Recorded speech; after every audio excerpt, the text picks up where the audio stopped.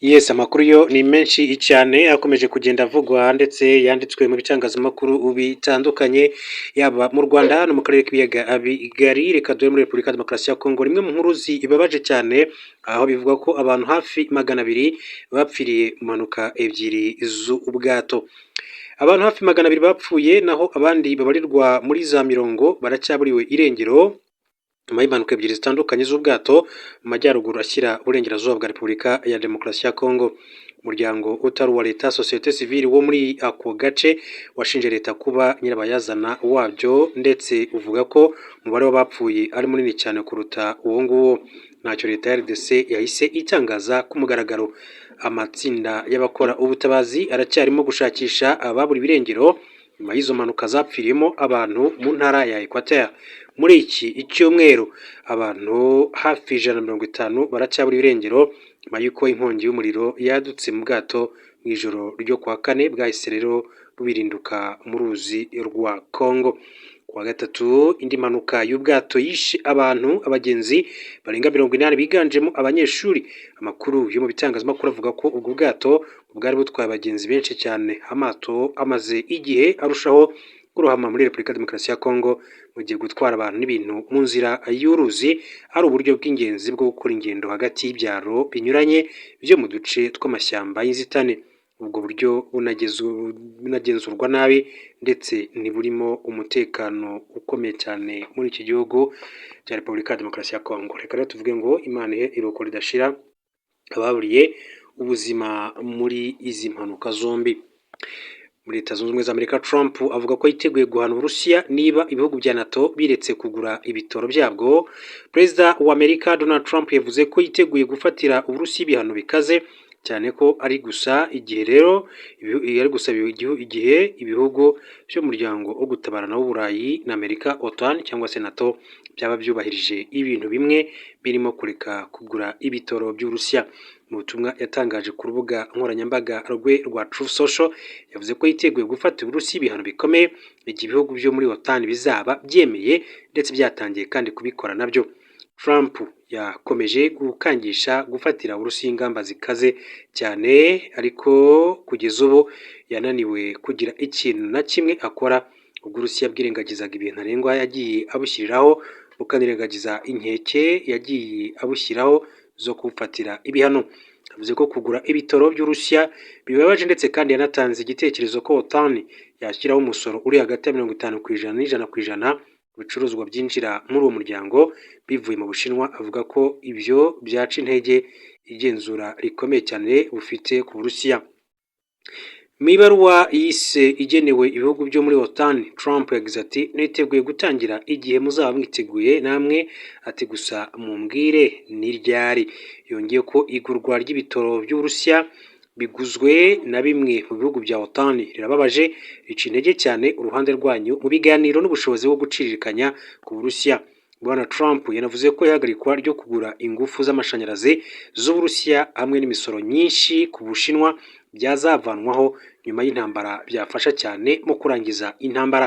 Uburayi bwagabanyije cyane gucungira ku ngufu z'Uburusiya kuva Uburusiya bugabye igitero gisesuye kuri Ukraine muri Gashyantare mu mwaka wa 2022. Mu mwaka wa 2022 umuryango w'ubumwe bw'Uburayi waguze hafi 45% bya gaze yawo mu Burusiya. Muri uyu mwaka biteganyijwe ko icyo kigero kigabanuka kikagera hafi kuri 13%, nubwo amagambo ya Trump yumvikanisha ko yumva uwo mubare udahagije. Perezida wa Amerika yatanze ubwo butumwa kuwa gatandatu mu gihe ubushyamirane bwiyongereye cyane hagati y'ibihugu byo muri OTAN n'Uburusiya nyuma y'uko indege nto z'intambara zitajyamo umupilote drone z'Uburusiya zirenga 10 zinjiye mu kirere cya Pologne cyangwa se Poland kuwa gatatu. Pologne yavuze ko Uburusiya bwabikoze ku bushake ariko Uburusiya bwapfobeje ibyabaye ndetse buvuga ko nta gahunda zo kurasa ku bikorwa byo muri Pologne bufite. Mu yandi makuru reka turebe Tyler Robinson wafunzwe akekwaho kwica arashe Charlie Kirk. Ni muntu ki umugabo ushinjwa kurasa bikaviramo urupfu impirimbanyi Charlie Kirk y'amahame yo gukomera ku bya kera yatangajwe ko yitwa Tyler Robinson w'imyaka 22 kavukire wa leta ya Utah muri Amerika. Abategetsi bavuze ko yari amaze igihe kirekire abana n'ababyeyi be. Tyler Robinson yafunzwe kuwa gatanu nyuma y'uko uwo mu muryango we amumenyeye mu mashusho yafashwe na za kamera z'umutekano.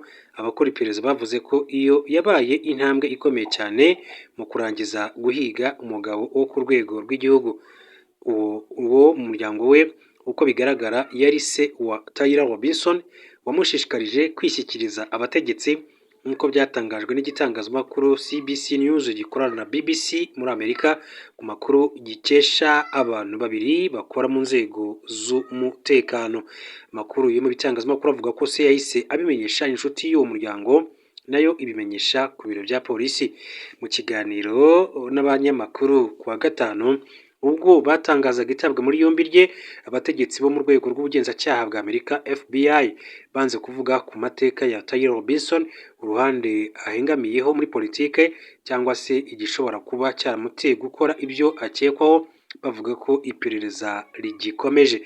Umuvugizi wa FBI yagize ati twizeye ko dufunze umuntu wa nyawe ariko turacyarimo gukora ngo tumenye ishusho yuzuye y'uwo ari we n'impamvu yabikoze.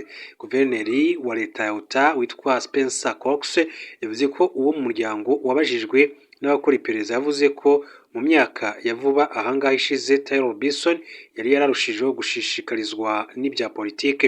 Uwo mu muryango we yaravuze ko mu kiganiro bagiranye ku meza mu gihe cy'ifunguro rya nijoro mbere y'icyo gitero, Tyler Robinson yari yavuze ku gikorwa Kirk yateganyaga gukorera kuri kaminuza ya Utah Valley University nk'uko Guverineri Cox yabivuze. Akomoza kuri icyo kiganiro, Cox yagize ati baganiriye ku bijyanye n'impamvu Kirk ati batamukunda ndetse n'ibitekerezo yari afite. Inyandiko za leta ziri ku karubanda BBC yasuzumye zumvikanisha ko mu gihe cyashize Tyler Robinson yiyandikishije nk'utora wo muri leta ya Utah udafite uruhande rwa politiki abogamiyeho. Ababyeyi be se Matthew Carl Robinson na nyina Amber Denise Robinson banditswe muri iyo leta ko ari abarepublikani nk'uko inyandiko za leta zibigaragaza. Tyler Robinson ntiyigaga kuri kaminuza ya Utah Valley University ahabereye uko kurasa. Itangazo yasohoye inama nkuru y'ubutegetsi y'amashuri makuru muri leta ya Utah yavuze ko Tyler James Robinson yari umunyeshuri wiga mu mwaka wa gatatu muri gahunda y'imenyezamwuga mu by'amashanyarazi ku ishuri rikuru rya Dixie Technical College. Iryo tangazo ryongeyeho riti mbere yamaze igihembwe kuri kaminuza ya Utah State University mu mwaka wa 2021 nuko ahafatira amasomo abera icyarimwe binyuze kuri kaminuza ya Utah Tech University ubwo yigaga mu mashuri yisumbuye hagati y'umwaka wa 2019 na 2021. Konti zo ku mbuga nkoranyambaga zigaragaza ko se wa Robinson akora ubucuruzi bwo gushyira ibikoni mu nyubako mu gihe nyina we ari umukozi ukora akazi ko kwita ku batishoboye. Umuryango usengera mu itorero rya Gikristo ry'Abamormon ndetse witabira ibikorwa by'iryo torero mu gace ka utuyemo.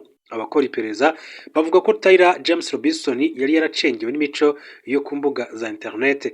Bakomoza ku byagaragaye byanditswe ku mikebe y'amasasu afite aho ahuriye n'iyo dosiye. Abategetsi bavuze ko uko bigaragara Tyler Robinson yanakoreshaga urubuga nkoranyambaga rwa Discord ahanini rukoreshwa n'abakina imikino yo kuri internet, ariko ubu rusigaye runakoreshwa cyane n'abandi bantu. Amakuru mu bitangazamakuru avuga ko uwo babanaga mu cyumba yeretse abakora iperereza urukurikirane rw'ubutumwa bwo kuri Discord bw'umuntu witwa Tyler James Robinson rukomoza ku mabwiriza ajyanye no gukura intwaro ahantu ndetse no kuyisha. Nyuma urubuga rwa Discord rwasohoye itangazo ruvuga ko konti ye yahagaritswe. Urwo rubuga rwagize ruti twakuyeho konti y'ukekwaho icyaha kubera kurenga ku mategeko yacu agenga imyitwarire yo hanze y'urubuga. Kuri ubu Robinson akomeje gufungwa mu gihe abashinjacyaha bategura ibirego. Iperereza ku mateka ye, ibyamuteye gukora ibyo akekwaho n'abo ashobora kuba akorera rirakomeje. Abategetsi bavuga ko ubu ari bumwe mu bwicanyi bwo muri politike bwa mbere bukomeye cyane bubayeho mu mateka ya vuba ahangaha muri Leta Zunze Ubumwe za Amerika.